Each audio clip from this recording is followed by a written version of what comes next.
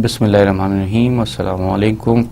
Business management information system के lecture number 31 के साथ I am doctor Sajjad Mohsin. आज हम बात करेंगे अंडरस्टैंडिंग अ नेटवर्क वर्ल्ड के नेटवर्क वर्ल्ड क्या होती है। In today's lecture we'll learn about understanding a network world, the internet mindset, where is the value in a network, the rules of networks. Moving forward में हम पढ़ेंगे understanding user, increasing executive understanding of IT. So, understanding a network world क्या है? Our network world has different characteristics from the non-network world many people are used to living in. So, जो हमारी network world है उसकी बड़ी different characteristics है उस non network world से जिसकी हमें आदत हो चुकी है रहने की। क्या फ़र्क है? द इंटरनेट माइंडसेट को अगर हम देखें, just as PCs turn the mainframe data processing mindset upside down, this new world of communication with its multi dimension and interactivity wreaks havoc with business unless they understand and embrace the mindset of the global online world. So सिर्फ अगर हम network world में internet का mindset ही को समझने की कोशिश करें तो हमें समझ में आ जाएगा कि जैसे पीसी जब आए तो उन्होंने मेन फ्रेम की जो कंप्यूटिंग थी या मेन फ्रेम जो डाटा प्रोसेसिंग थी उसके माइंडसेट को उल्टा पलटा के रख दिया।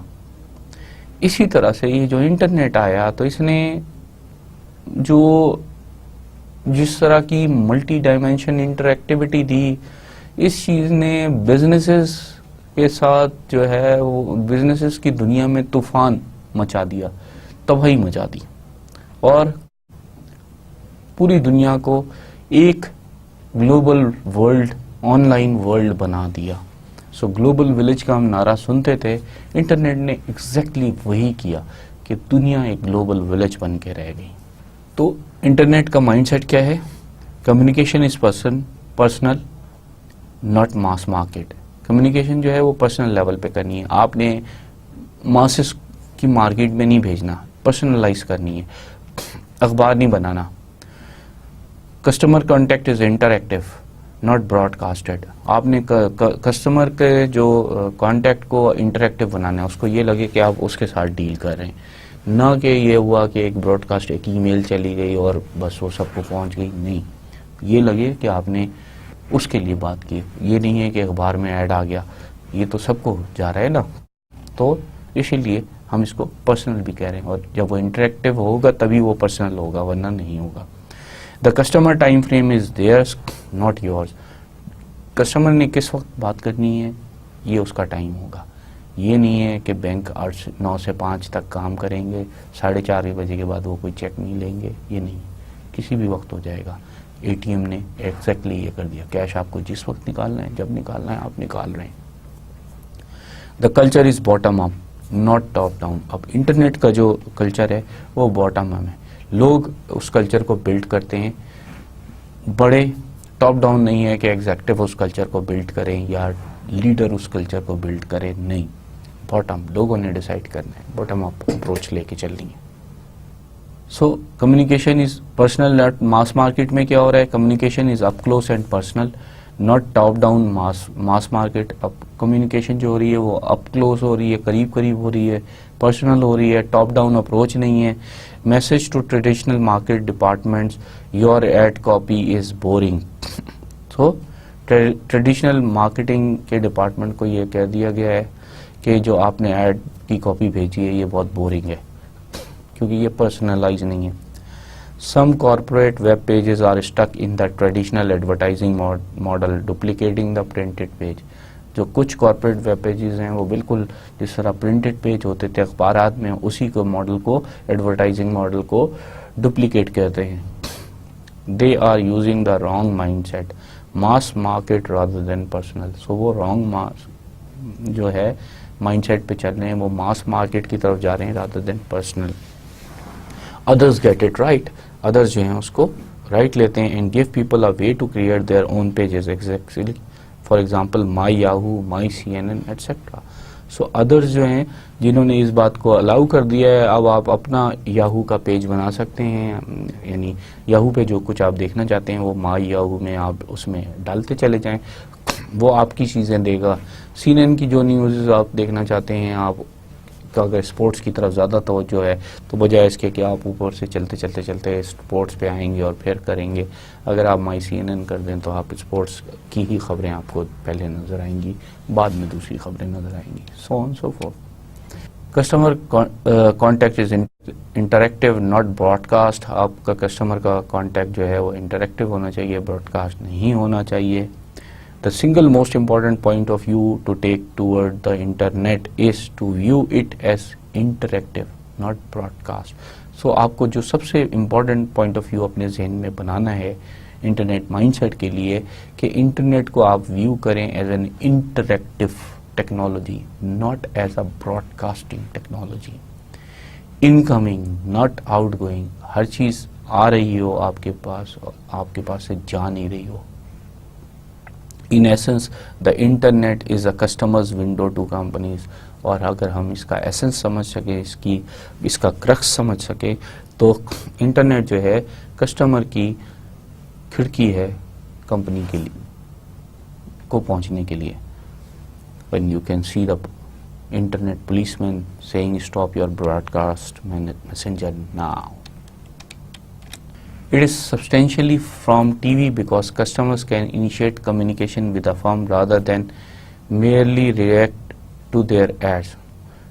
अब इंटरनेट जो है वो टीवी से सब्सटेंशियली डिफरेंट है, बहुत ज़्यादा डिफरेंट है, क्योंकि कस्टमर जो कम्युनिकेशन को इनिशिएट कर सकते हैं किसी भी फर्म के साथ, बजाय इसके कि वो आपके सिर्फ एड्स को ही देखते रहें और उस पर अपनी रिएक्शन, उसके बदले में आपसे चीज़ें खरीदें, आपके पास जाएं। Customer initiated dialogue supported by the internet significantly challenges marketing departments, customer support groups and fulfilment folks. So customer जो डायलॉग इनिशिएट करता है, जो कि इंटरनेट ने सपोर्ट किया है, वो अब चैलेंज कर रहा है मार्केटिंग डिपार्टमेंट को, क्योंकि वो आपसे पूछ रहा है कि मुझे ये चीज़ चाहिए, आप नहीं उसको मार्केट कर रहे। और उसी ने जो है वो कस्टमर सपोर्ट ग्रुप्स और जो लोगों को फुलफिलमेंट की तरफ लेके जाने की शुरू कर दिया है। फिर जो तीसरी पॉइंट था, the customer time frame is theirs not yours. Customers are closer than most companies have ever experience. Customer इतने करीब आ गए हैं कि कंपनीज ने कभी सोचा भी नहीं था। Being put on hold increasingly irks. अगर आपको बार बार होल्ड पे रखा जाए तो आपको पसंद नहीं आएगा। Today's consumer are busy with little patience with waiting. So waiting पर अब आजकल जो कंज्यूमर है, आज का जो कस्टमर है, वो बिल्कुल तैयार नहीं है, उसमें पेशेंस की बिल्कुल कमी है इस बात के लिए। As with TV remote control, customers who do not get immediate satisfaction will switch to the competition with a point and click. So जिस तरह टीवी रिमोट कंट्रोल में अगर आपको चैनल में ऐड आता है और आपको पसंद नहीं आता, चेंज कर लेते हैं चैनल, इसी तरह का आजकल का जो कस्टमर है वो आपने उसको वेट कराया हुआ है, होल्ड पे रखा हुआ है, वो स्विच करेगा, एक क्लिक करेगा और वो किसी और के पास चला जाएगा। Assesses any propose internet business solution. आपको अपने इंटरनेट माइंडसेट में अपने बिजनेस सोल्यूशन को, प्रपोज बिजनेस सोल्यूशंस को असेस करने की सख्त ज़रूरत है। पहली असेसमेंट क्या होगी? Will our firms internet strategy truly help our customers communicate with us. क्या हमारी जो इंटरनेट की स्ट्रेटजी है वो हेल्प कर रही है हमारे कस्टमर्स को हमसे कम्युनिकेट करने में या नहीं? ये पहला असेसमेंट होगी। The culture is bottom up not top down. So internet ने जो कल्चर लिया है वो बॉटम अप का लिया है, टॉप डाउन का नहीं रहा। The internet is not the experts world where there few impart their knowledge to the many. The message is clear for IS department. So अब इंटरनेट जो है वो एक्सपर्ट की वर्ल्ड नहीं रही जहाँ पे वो अपनी नॉलेज सारों को देते थे। ये जो मैसेज है ये लाउड एंड क्लियर जो है वो इंफॉर्मेशन सिस्टम ऑफिस को, डिपार्टमेंट को मिल चुका है। IS can not work in the top down broadcast mode. IS and I am the expert, so here is your solution customer. ये सब नहीं चलेगा। उनको अब कस्टमर को सुनना होगा और फिर उसके मुताबिक उनका सोल्यूशन बनाना होगा। ये नहीं बताना होगा कि मैं आपका ये सोल्यूशन लाया हूँ, आप ये चलाओ। No. More than ever, IS must get input from its customer to determine the services they want, when they want them, and where they want them. So, अब आजकल सबसे ज़्यादा IS डिपार्टमेंट को अपने कस्टमर से ये इनपुट लेनी है कि वो कौन सी सर्विसेज मांग रहे हैं, कब मांग रहे हैं और कहाँ मांग रहे हैं। Hearing directly from customer is both a gold mine and a massive challenge, especially to those with a broadcast mindset. तो अगर आप कस्टमर से डायरेक्टली सुन रहे हैं, उनसे फीडबैक ले रहे हैं, तो ये आपके लिए गोल्ड माइन है, लेकिन ये एक चैलेंज भी हो सकता है उनके लिए जिनका ब्रॉडकास्टिंग का माइंडसेट है, इंटरनेट माइंडसेट नहीं है। Feedback feedback feedback, that is the key to success of today's internet mindset. So where is the value in a network? अब हम देखते हैं, to leverage the internet or any network, it helps to understand where value is created. अब अगर हमें internet या कोई भी नेटवर्क को अलाउ करना है, उसको मौका देना है, तो हमें यह समझना पड़ेगा कि वैल्यू कहाँ पे हम क्रिएट कर रहे हैं इसकी वजह से। When computer or items containing computers are not network, each one needs to provide both front-end and back-end intelligence, coupled intelligence. अगर computers या जो मोबाइल्स वगैरह हैं, जैसे जो कि अब वो भी कंप्यूटर्स ही हैं, आर नॉट नेटवर्क, अगर ये नेटवर्क नहीं है तो हर सिस्टम को चाहिए कि वो फ्रंट एंड पे भी और बैक एंड की भी इंटेलिजेंस उसमें रखे। Introduce a network and these two forms of intelligence can be decoupled and better optimize. अगर आप इसमें नेटवर्क डाल देंगे तो वो जो दोनों फॉर्म्स हैं फ्रंट एंड और बैक एंड की, ये एक दूसरे से कपल्ड नहीं रहेंगी और फिर इनकी ऑप्टिमाइजेशन ज़्यादा अच्छी हो जाएगी। कपल्ड होने का मतलब ये है कि जो फ्रंट एंड में है वही बैक एंड में फ़ौरन ही आ जाए और वो एक दूसरे के साथ जुड़ी हुई हैं। लेकिन जब आप नेटवर्क में चले जाते हैं तो ये आप जो मजबूत जोड़ होता है इसको ख़त्म कर देते हैं। अब वो फ्लो कर रही है, फ्लो करने में उसकी ऑप्टिमाइजेशन ज़्यादा है। जब वो जुड़ी हुई है तो अगर उसको जगह नहीं हो रही तो बस वो ख़त्म, लेकिन जब वो फ्लो कर रही है तो उसको जहाँ जगह मिल रही है वो वहाँ पे नेटवर्क में वो जहाँ से मिल रही है इन्फॉर्मेशन ले रहा है। जुड़ी हुई में अगर उसका इन्फॉर्मेशन नहीं मौजूद तो नहीं मौजूद, ख़त्म है, बात ही नहीं उसमें, इसलिए वो बेटर ऑप्टिमाइज्ड हो जाती है। The back and intelligence to store and process data is best when centralized, made robust, is stable, is standardized and can be housed in a core shared infrastructure. जो बैक एंड इंटेलिजेंस होती है, यानी आपका पीछे जो data है, जो value है, वो उसको सेंट्रलाइज रखने में फ़ायदा है, उसको रोबस्ट बनाना है, उसमें कोई हिंड्रेंसेस नहीं होनी चाहिए, कोई हिकअप्स नहीं हो, उसको स्टेबल भी बनाना चाहिए, उसको स्टैंडर्डाइज भी रखना चाहिए और उसको एक जगह पे आप इंफ्रास्ट्रक्चर में रख सकते हैं। But the front end intelligence for interacting with the user is most useful when it can be dispersed to a myriad of devices that can be small, mobile, customized and specialized. जो front end intelligence है कि आपने interact कैसे करना है user को, ये सबसे ज़्यादा यूज़फुल उस वक्त होती है जब ये आप हज़ारों लाखों लोगों में डिस्पर्स कर दें और वो डिवाइसेस भी यूज़ कर सकें जो स्मॉल हों, जो मोबाइल हों, जो कस्टमाइज्ड हैं या जो स्पेशलाइज्ड डिवाइस हों, वो भी इसको यूज़ कर सकें।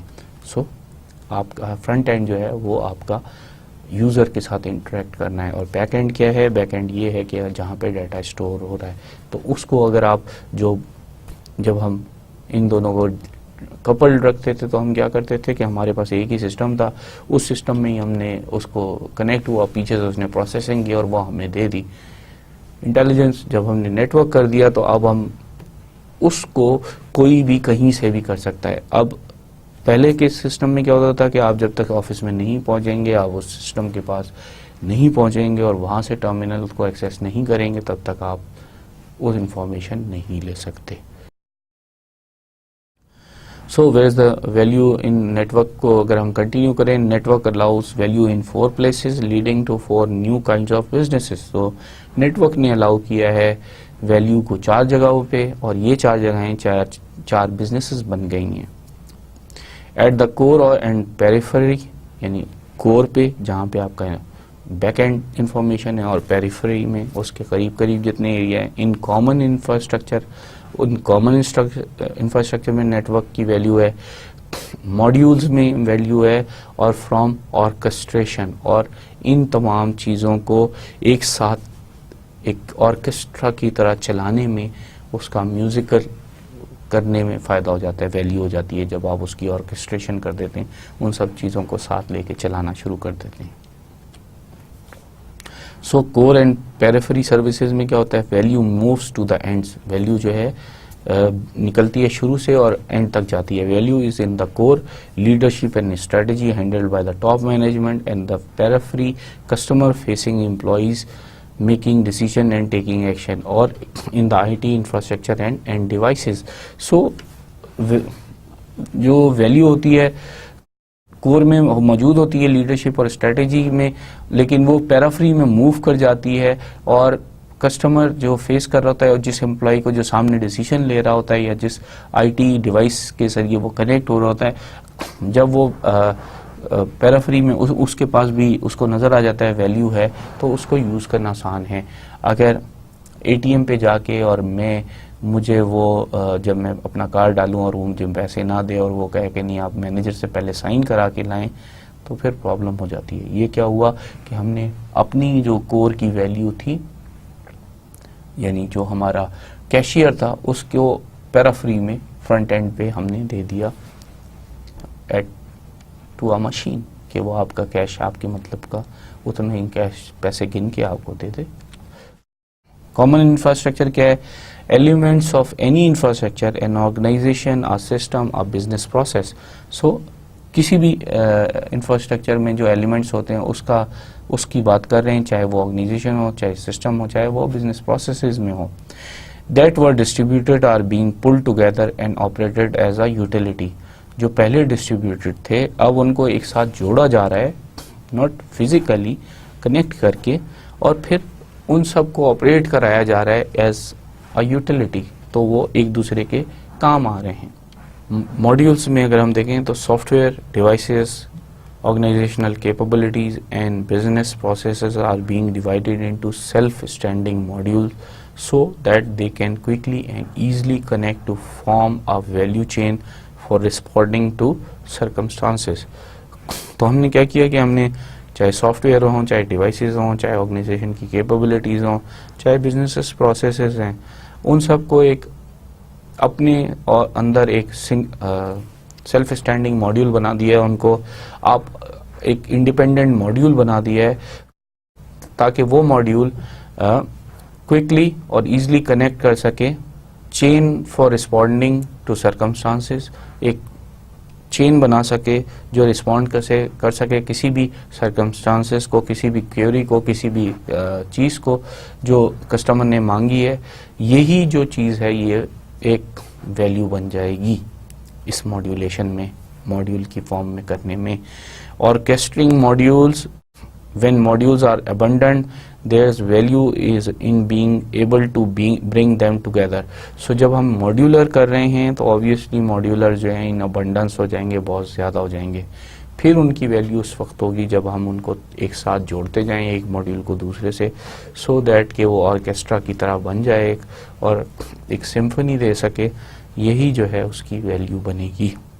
3 distinguishing characteristics of E economy. 3 distinguish characteristics कौन सी हैं ई इकॉनमी की? इट इज़ ग्लोबल, वो एक ग्लोबल इकॉनमी है।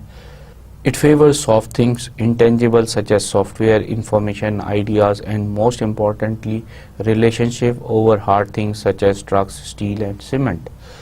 So, ये ई इकॉनमी जो है वो सॉफ्ट थिंग को फेवर करती है, जो कि इंटेंजिबल होते हैं, जिनको आप देख नहीं सकते, जैसे कि सॉफ्टवेयर है, जैसे कि इंफॉर्मेशन है, जैसे कि आइडियाज़ हैं, और फिर सबसे बढ़कर रिलेशनशिप है, क्योंकि ये आपके लिए आप इनको आप देख नहीं पाते या इनकी आप को एसेस नहीं कर पाते, या आपके लिए टेंजिबल आउटपुट नहीं होते उन हार्ड थिंग की तरह, जैसे कि ट्रक, स्टील या सीमेंट वगैरह होता है, वो आपको नज़र आ रहा होता है, आप उसको वे कर सकते हैं, उसको देख सकते हैं, उसको अंदाज़ा लगा सकते हैं। बट ये जो है सॉफ्ट थिंग्स को फेवर करता है, जो कि बहुत इम्पॉर्टेंट है, और इट इज़ इंटेंसली इंटरलिंक्ड। तो ई इकॉनमी जो है वो बहुत ज़्यादा इंटरलिंक्ड है, ज़रूरत से ज़्यादा ही इंटरलिंक्ड है। सो एम फॉर रिलेशनशिप क्या है? All about connecting. जो एम फॉर रिलेशनशिप है टेक्निकल, वो ये है कि कनेक्ट कैसे करना है।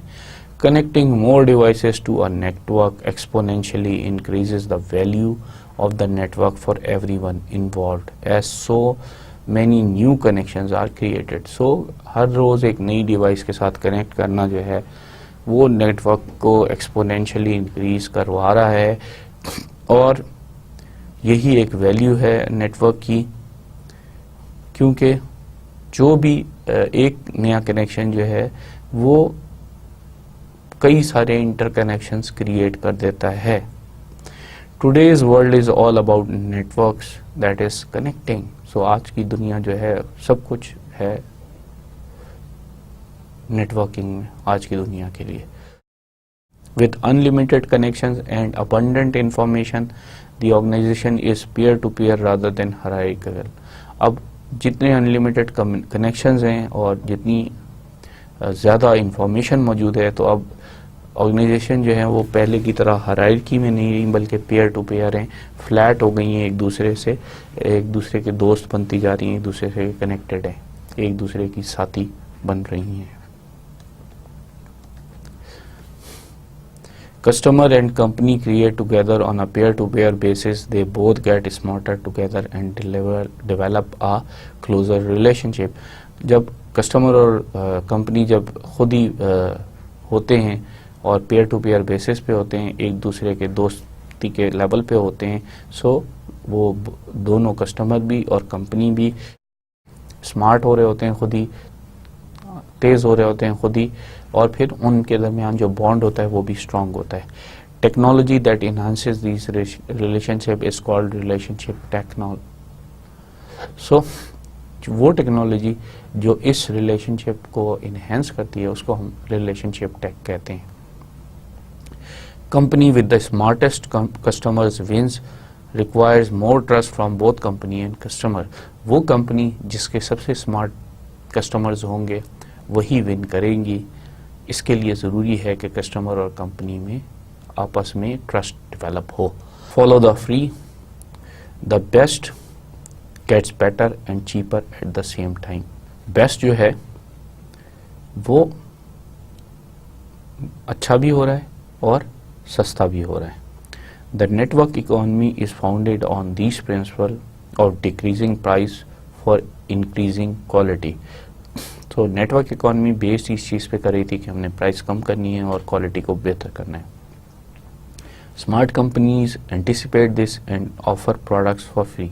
और जो स्मार्ट कंपनीज हैं वो इस चीज़ के ऊपर जो है को समझ रही हैं, और वो ऐसी साथ साथ चीज़ें कर रही हैं जैसे कि वो कुछ प्रोडक्ट्स जो है वो फ्री में भी दे रही हैं।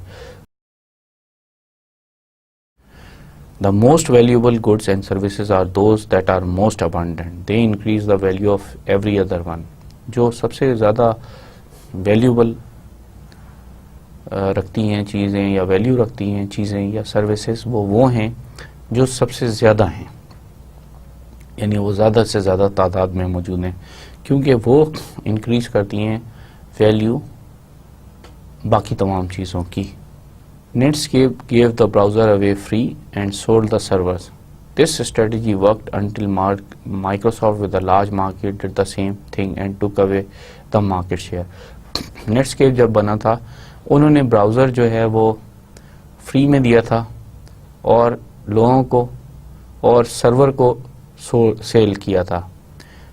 ये स्ट्रेटजी उनकी बड़ी कामयाब रही जब तक कि माइक्रोसॉफ्ट मार्केट में नहीं आ गई और उन्होंने जब दोबारा ये चीज़ की तो वो सारा मार्केट शेयर ले गए। How you make money is in this market, so ऐसी हालत में आप कैसे मनी बनाएंगे। Aim for free but only achieve चीफ सेम इफेक्ट, सो आप एम करें फ्री के लिए लेकिन करें दें चीप में, आपको सेम इफेक्ट ही मिलेगा। Give away the core product and sell the service, core product को आप फ्री में दे दें एक तरह से और सर्विसेज को आप बेचें। Structure the business so that you will be profitable when your product is free, अपने बिजनेस को ऐसे स्ट्रक्चर करें और आप उस वक्त प्रॉफिटेबल हों जब आप अपनी प्रोडक्ट को फ्री में दे रहे हैं। फीड द वेब फर्स्ट, अब तीसरा ऑप्शन ये है रूल्स में, more important to be on the right network और नेटवर्क प्लेटफॉर्म। सो आपके लिए सबसे इम्पॉर्टेंट ये है कि आप राइट नेटवर्क या नेटवर्क प्लेटफॉर्म पे मौजूद हों। It is important to be on the right network और नेटवर्क प्लेटफॉर्म मैक और विंडोज़ पर्सन। आप अगर मैक वाले हैं तो आपको मैक नेटवर्क पे होना है, अगर विंडो वाले हैं तो विंडो नेटवर्क पे होना है। A company's success depends on the standards it chooses. Choice of ERP packages and bolt-ons to then choose from. So company की सक्सेस डिपेंड करती है कि वो किस स्टैंडर्ड पे चल रही है, जैसे कि चॉइस ऑफ ERP पैकेजेस है और फिर उसकी जो बात की जो उसके करीब तरीन चीज़ें हैं उनको कैसे आपने चूज़ किया है, जो उसके नट बोल्ट्स हैं उनको आपने कैसे लगाया है। In the network economy, enterprises will shift their focus from maximizing their own value to maximizing the value of their network. So, network economy में क्या होगा कि enterprises को अपनी जो है वैल्यू को मैक्सिमाइज करने के बजाय नेटवर्क की वैल्यू को मैक्सिमाइज करना होगा। It is too early to tell how important one wireless internet access platform will be over another and to whom the choice will have the greatest value. इस वक्त अभी बताना ये बहुत मुश्किल है कि वायरलेस इंटरनेट एक्सेस प्लेटफॉर्म कौन सा बेहतर होगा दूसरे से और किसकी वैल्यू ज़्यादा होगी। मूविंग फॉरवर्ड में it is people who will lead us into the new business world and the people who will be led. ये नए जो बिजनेस वर्ल्ड है इसमें लोग हैं जो हमें लीड करेंगे और फिर वो उनको हम लीड करेंगे, फिर हम उनको लेके चलेंगे। वो पहले हमें लीड करेंगे फिर हम उनको लेके चलेंगे। फर्स्ट डिस्कस द फॉलोअर्स, पहले आपको डिस्कस करना है फॉलोअर्स को। Then what the leaders need to know to be comfortable with talking about IT, फिर जो लीडर्स को इतना कंफर्टेबल होना चाहिए कि वो आईटी के बारे में बात कर सकें। Not all people have the same inclination to use IT, हर बंदा जो है वो आईटी को उस तरीके से यूज़ नहीं करना चाहता। ये नोशन भी अब आहिस्ता आहिस्ता ख़त्म हो रहा है, अब तकरीबन हर बंदा ही आईटी की तरफ जा चुका है और जा रहा है। अंडरस्टैंडिंग यूजर्स में individuals, work groups, departments, even businesses units have different level of eagerness concerning any new technology। चाहे इंडिविजुअल्स हों, चाहे वर्क ग्रुप्स हों, चाहे डिपार्टमेंट्स हो या चाहे बिजनेसेस हों, हर एक में डिफरेंट लेवल की जो है ना ईगरनेस है या वो उनकी एंटिसिपेशन है या वो उसके लिए इतने तावले हो रहे हैं, अगर हम इसको ट्रांसलेट करें नई टेक्नोलॉजी के लिए। To help them use a new technology, IES needs to understand your user comfort level. So हर जो न्यू टेक्नोलॉजी है उसको अडॉप्ट करने से पहले इंफॉर्मेशन सिस्टम मैनेजमेंट को ये समझना है कि यूज़र का कंफर्ट लेवल उस टेक्नोलॉजी के साथ कितना है। मूविंग फॉरवर्ड में अंडरस्टैंडिंग यूज़र के साथ ही अगर हम देखें तो levels of comforts with the new technology, अगर हम फिगरेटिव भी देख लेते हैं, ईगर बीवर्स जिनको कहते हैं, द इनोवेटर्स एंड पाइनियर्स, ये वो लोग हैं जो इनोवेटर्स होते हैं, जो ईगर होते हैं, जो बड़े बेताब होते हैं हर चीज़ करने के लिए, वो इनोवेटर्स और पाइनियर्स होते हैं। ये सिर्फ 0.5% है। अर्ली अडॉप्टर्स जो कि तेज़ी से अपने आप को चेंज कर लेते हैं, द फर्स्ट कंज्यूमर्स, ये 5% होते हैं। Early majority, the first big wave, जब पहला वो कहते हैं ना बैंड वैगन बनती है, बहुत सारे यूजर्स आ जाते हैं, तो जो अर्ली मेजॉरिटी है ये 30 से 35% बनती है। Late majority, the technology sceptics, वो लोग जो टेक्नोलॉजी के बारे में बड़े तंज रखते हैं, बड़े तंजी अंदाज में सोचते हैं, वो सबसे ज़्यादा हैं। They are 40 to 50%। Technically averse, not on my time, you don't, 10 to 15%। वो लोग जो टेक्नोलॉजी से बिल्कुल हमेशा नाराज़ ही रहते हैं, गुस्से रहते हैं, टेक्नोलॉजी के बिल्कुल मुखालिफत में हैं, ये 10 to 15% है। ये रेशो अब थोड़ा सा गिर रहा है। सो अभी भी आप देखें कि जो लेट मेजॉरिटी है जो टेक्नोलॉजी को ज़रा कॉशियसली यूज़ करने वाले हैं, वो अभी भी उनका चंक सबसे बड़ा होता है।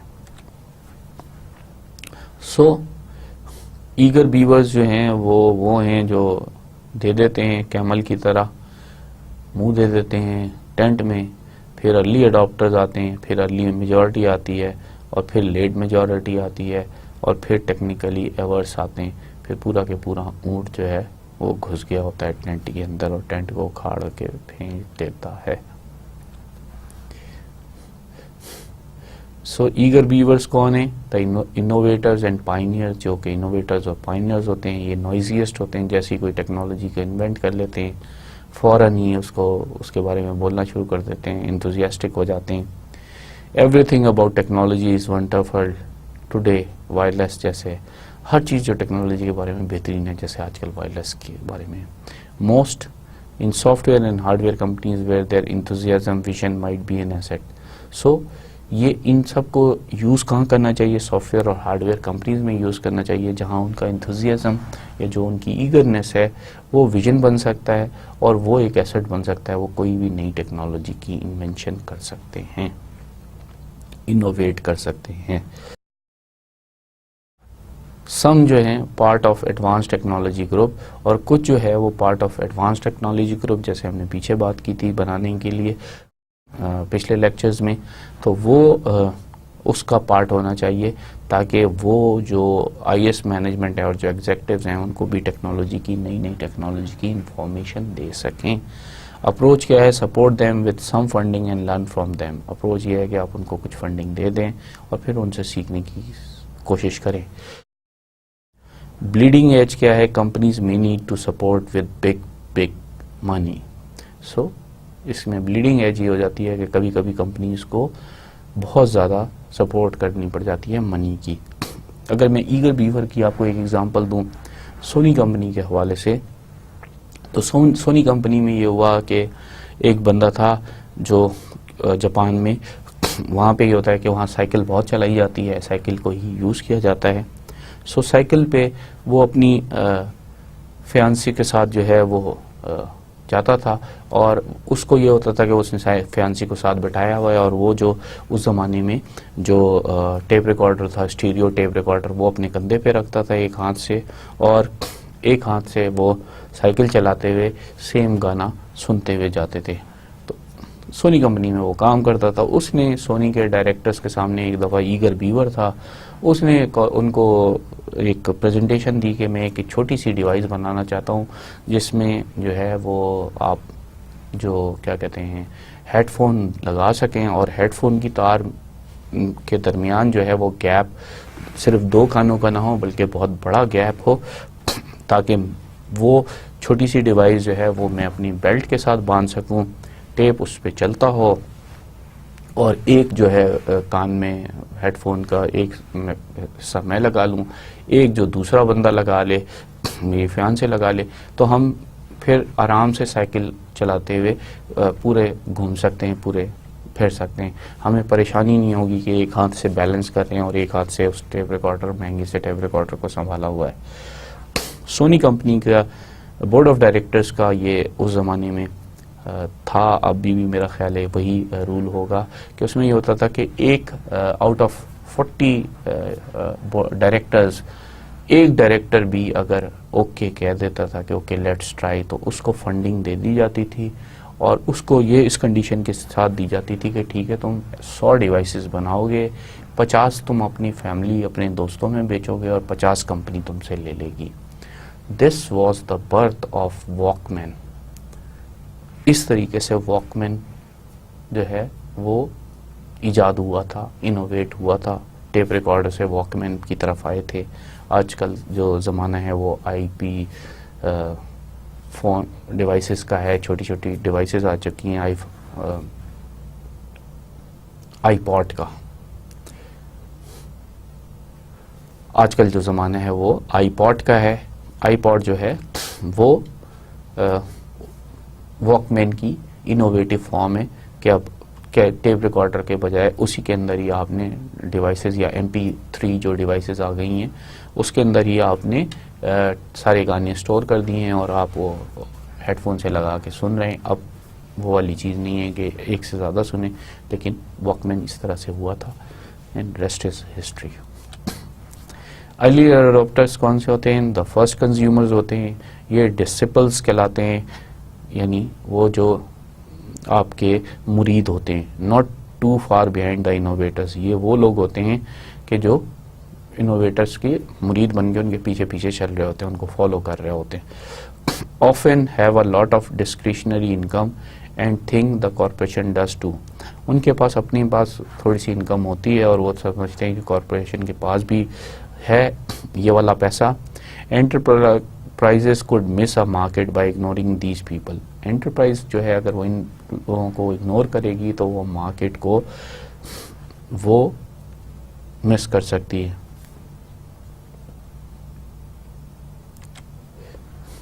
Approach need to be manage, उनको मैनेज करने की ज़रूरत है। They need IS help and encouragement but should not be allowed to overwhelm.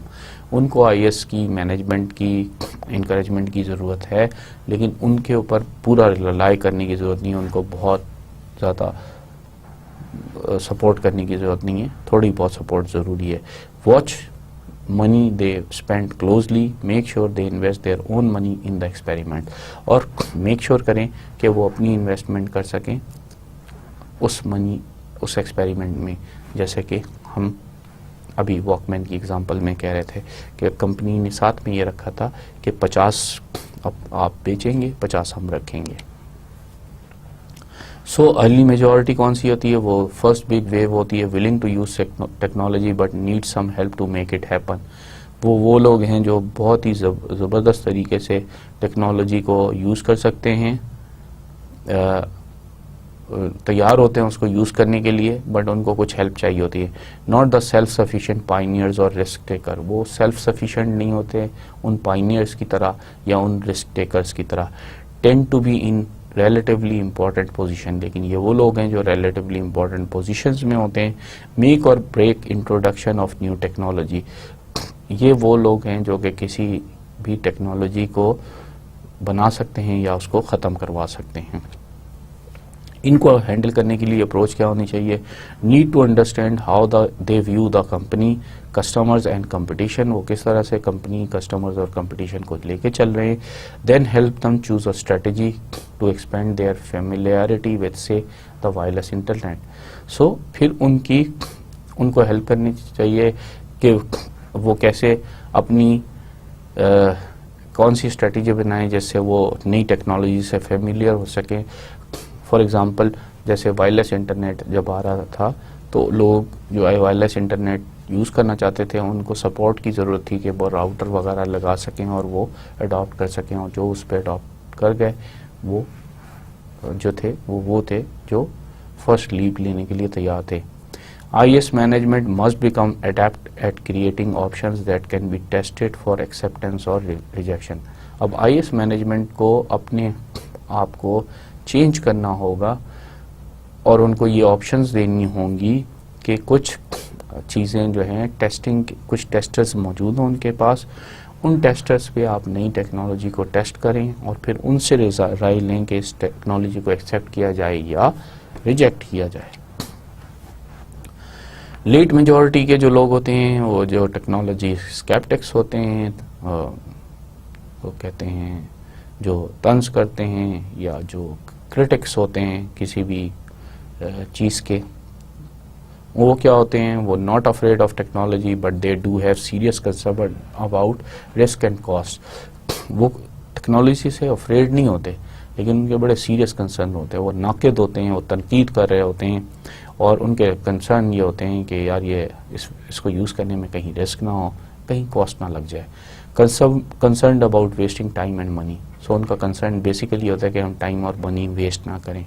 Approach क्या कर सकते हैं हम उनको ठीक करने के लिए कि IS management needs to be prepared to address risk and cost as they are to address technology opportunities. So IS management को रिस्क और कॉस्ट की जो के लिए प्रिपेयर होना चाहिए, उसको एड्रेस करने के लिए। सो इसी तरीके से वो नई टेक्नोलॉजी की अपॉर्चुनिटीज़ को एड्रेस कर सकेंगे। अगर वो इसके लिए तैयार नहीं है, उसके लिए प्रिपेयर नहीं है, तो फिर वो नई टेक्नोलॉजी के लिए भी प्रिपेयर नहीं हो सके। Need to show an appreciation of bottom line, यानी कि money concern and answer security question at a level that late majority people can appreciate.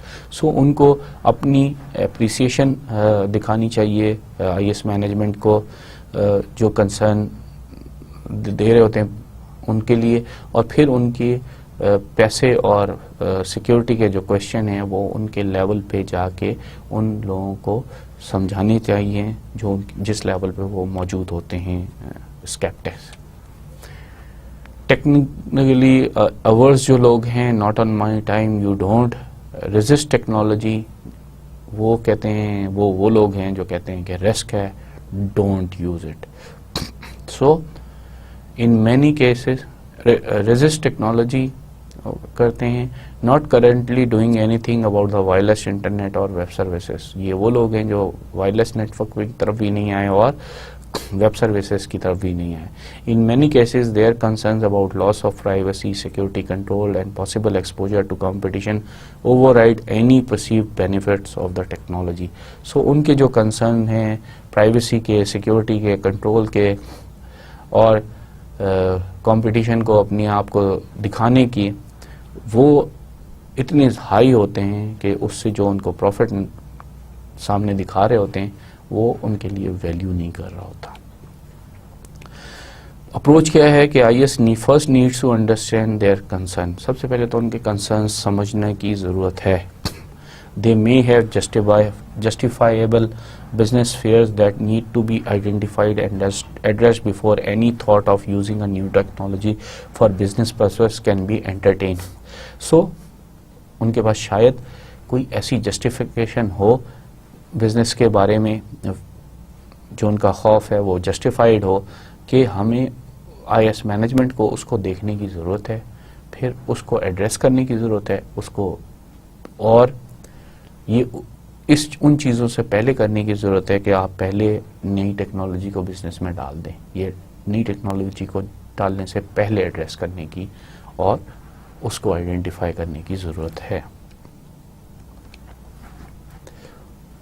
So the technology camel, IS management जो है वो द बॉटम लाइन है। IS department management need to recognize and acknowledge each cluster concerned about new technology and then develop a multi-tiered approach to respond to the diverse concern. So जो IS management है उसको हर जो cluster है, चाहे वो eager beaver का हो, early adopters का हो, अर्ली मेजॉरिटी का हो, लेट मेजॉरिटी का हो या टेक्निकली अवर्स लोगों का हो, उन तमाम लोगों के कंसर्न्स को लेके चलना चाहिए नई टेक्नोलॉजी को लेके करने से पहले, और फिर ऐसी मल्टी डायमेंशनल अप्रोच को लेके चलना चाहिए कि वो इन तमाम डाइवर्स किस्म के कंसर्न्स को हैंडल कर सके। So increasing executive understanding of IT में क्या करना होगा, leadership of IT is no longer a technical challenge, it is a challenge for all business manager. So leadership of IT अब सिर्फ IT के लोगों का कंसर्न नहीं है या CIO का कंसर्न नहीं है, अब ये और ये टेक्निकल चैलेंज भी नहीं रहा, अब ये challenge for all business managers के लिए है. So CIOs need to ensure that the business managers, CIO को ये इंश्योर करना चाहिए कि बिजनेस मैनेजर्स ये करें, stay abreast of the changes and new users of IT. सो उनको इन्फॉर्म्ड रहना चाहिए बिजनेस मैनेजर्स को कि क्या चेंजेस आ रही हैं और क्या क्या यूज़ ऑफ IT हो रहा है, और उनको बिजनेस मैनेजर्स को, CIOs को कंफर्टेबल भी रखना है विद IT, उनके लिए बड़ी आसान करके बताएं IT क्या है. Understand its impact and potential value to the business, और बिजनेस मैनेजर्स को, CIO को ये भी समझाना है कि क्या इम्पैक्ट है और क्या पोटेंशियल ये बिजनेस के लिए ला सकता है. The dot-com boom and bust also had a damaging effect on collective opinions about IT because many executive and venture capitalists believed the money they spent creating website and funding new e-businesses was wasted. So, dot-com के boom ने और bust ने दोनों ने जो है वो damaging effect किया है collective opinions about IT के ऊपर, क्योंकि जो executive और जिन venture capitalists ने dot-com की इकोनॉमी में टाइम और मनी स्पेंड किया था वो समझते हैं कि उन्होंने वो वेस्ट कर दिया. So new channels to the customer did not pay off. So नए चैनल्स जो उन्होंने बनाए वो इतने पे ऑफ नहीं कर सके थे .com के बूम बस्ट में. As a result many new de-emphasize the importance of e-commerce at the very time when early promise is being realized in many industries and sectors. So अब जैसे ही कॉमर्स की emergence हुई और उसको लोगों के को अर्ली प्रोमिसेस भी नज़र आने भी लगे, तब भी सब जो .com के मारे हुए लोग थे वो उसकी इम्पोर्टेंस को डी-एम्फसाइज कर रहे हैं, वो उसको नहीं समझ रहे. There is an e-commerce boom taking place right now even though the hype is gone. अब ई-कॉमर्स का बूम तो अपनी जगह टेक प्लेस कर रहा है, लेकिन उसका वैसा शोर नहीं है जैसे .com का शोर था. CIOs need to be concerned with the potential gap between what their fellow business executive believe is important about IT versus what they really need to know to effectively guide the use of IT.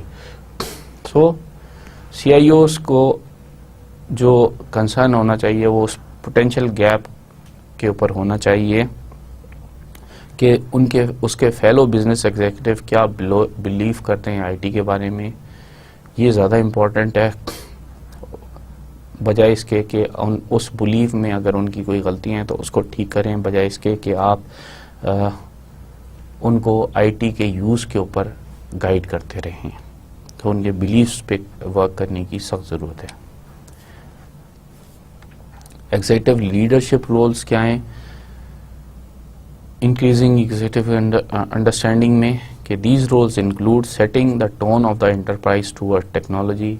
ये इनमें roles में सबसे पहले कि हम technology की तरफ at least enterprise को लेके जा रहे हों. Envisioning how IT can serve business strategy, फिर ये इन्विजन करना, ये सोच रखना कि बिजनेस स्ट्रेटजी में IT कैसे सर्व कर सकता है, ये एग्जीक्यूटिव को समझने की ज़रूरत है. Governing as well as leading, ना सिर्फ IT को गवर्न करने बल्कि IT को लीड भी करना है. Using IT to promote business change, फिर IT को यूज़ करके बिजनेस चेंज लानी है. असेसिंग कॉस्ट एंड बेनिफिट, और सबसे इम्पोर्टेंट ये है कि कॉस्ट बेनिफिट एनालिसिस करते रहें leaders executives. Current long-standing and upcoming IT issues क्या हैं? The impact of new regulation is a current issue with a potentially huge impact. So जैसे ही नई रेगुलेशन आती है वो करंट इशू बन जाता है क्योंकि उसका एक ह्यूज इम्पैक्ट हो सकता है. Project management is another topic of current interest. So current interest में अब आजकल प्रोजेक्ट मैनेजमेंट भी है.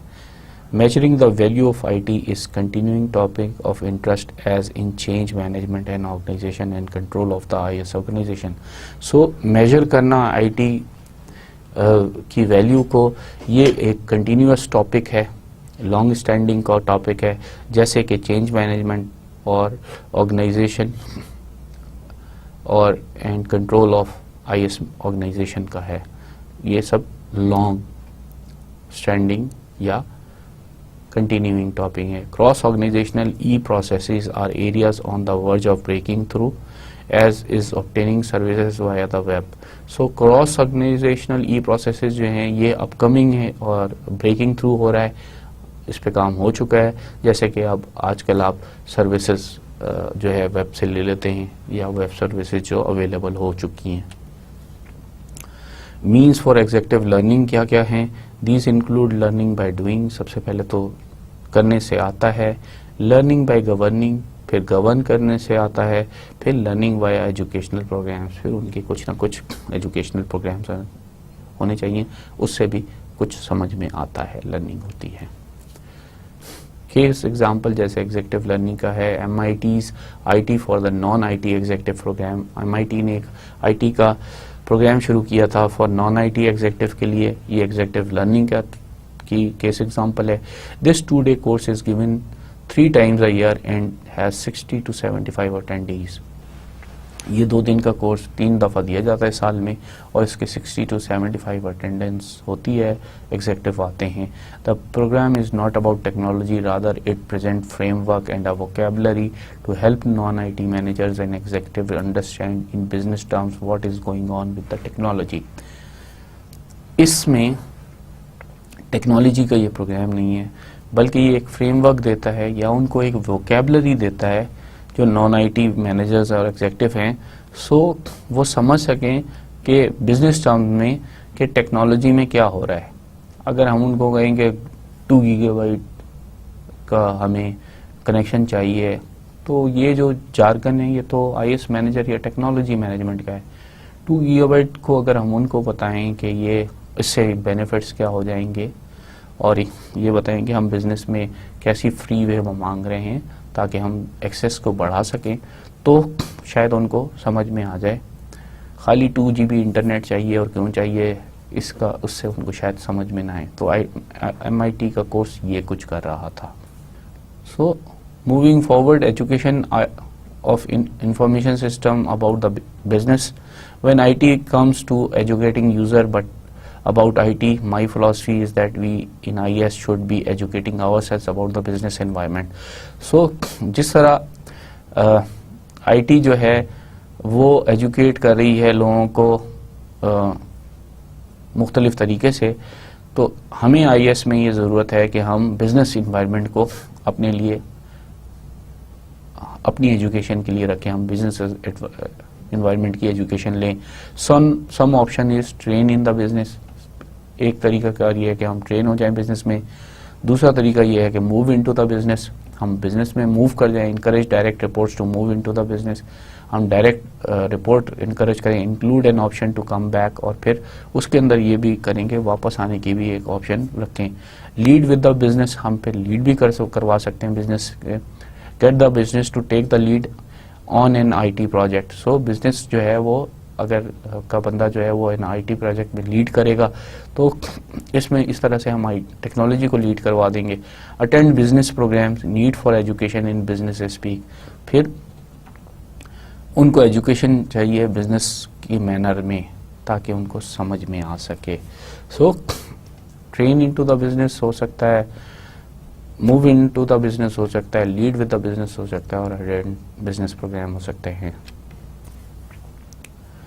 सो एजुकेटिंग IS अबाउट बिजनेस की अगर हम केस एग्जांपल दें तो सिम स्ट्रेटेजिक बिजनेस लीडर्स प्रोग्राम में क्या हुआ था, ये 2-day प्रोग्राम था which give senior IS leaders a place to interact with business leader.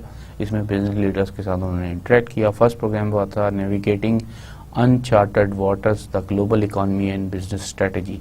सो पहले प्रोग्राम का नाम उन्होंने ये कहा था कि हम उन जो अब तक जिन पानियों में लोगों ने तैरा नहीं है या सफ़र नहीं किया, उनको हम उनमें नेविगेशन करें। 5 सेशन प्रोग्राम था, 7 business plus X technology. So 7 business के लोग थे और मल्टीपल टेक्नोलॉजी के लोग थे।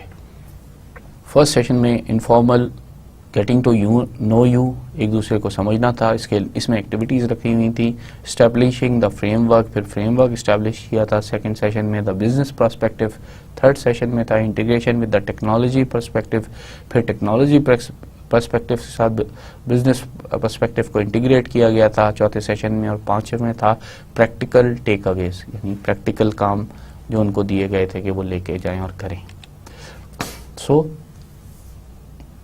हाईली इंगेज बिजनेस में क्या होता है कि हम इसमें कन्वर्जेशन, रिलेशनशिप, पार्टनरशिप और कम्युनिटी और कनेक्शन बिल्ड कर रहे होते हैं बिटवीन स्टाफ एंड कस्टमर, और किसी कॉन्टेक्स्ट, बिजनेस के कॉन्टेक्स्ट में ये सारा कुछ कर रहे होते हैं।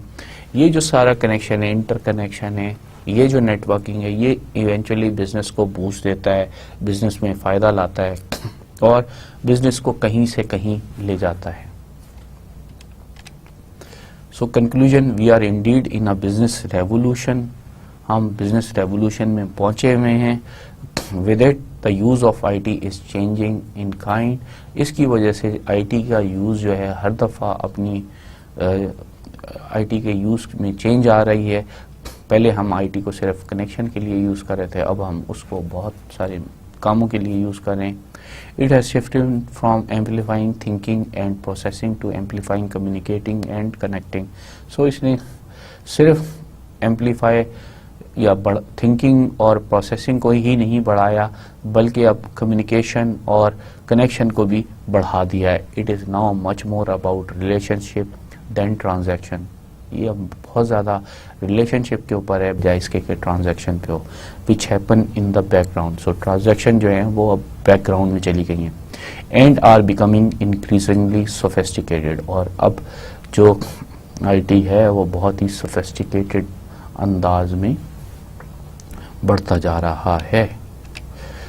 Now that this shift has been made, IT becomes about business and needs to be the responsibility of the business folks, not just technology folks. So जब ये शिफ्ट हो गई तो IT की जो अब बिजनेस में रिस्पॉन्सिबिलिटी है वो बिजनेस फोक्स की तरफ चली गई, बजाय इसके कि वो टेक्नोलॉजी के लोगों के पास हो।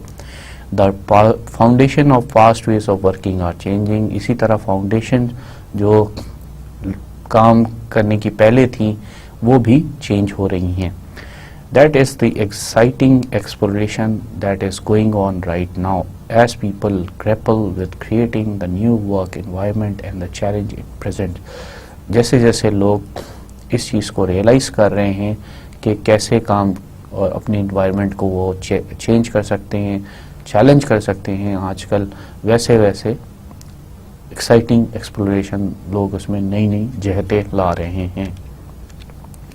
With this we come to an end of today's lecture. अपना बहुत ख्याल रखिएगा। अल्लाह हाफिज़।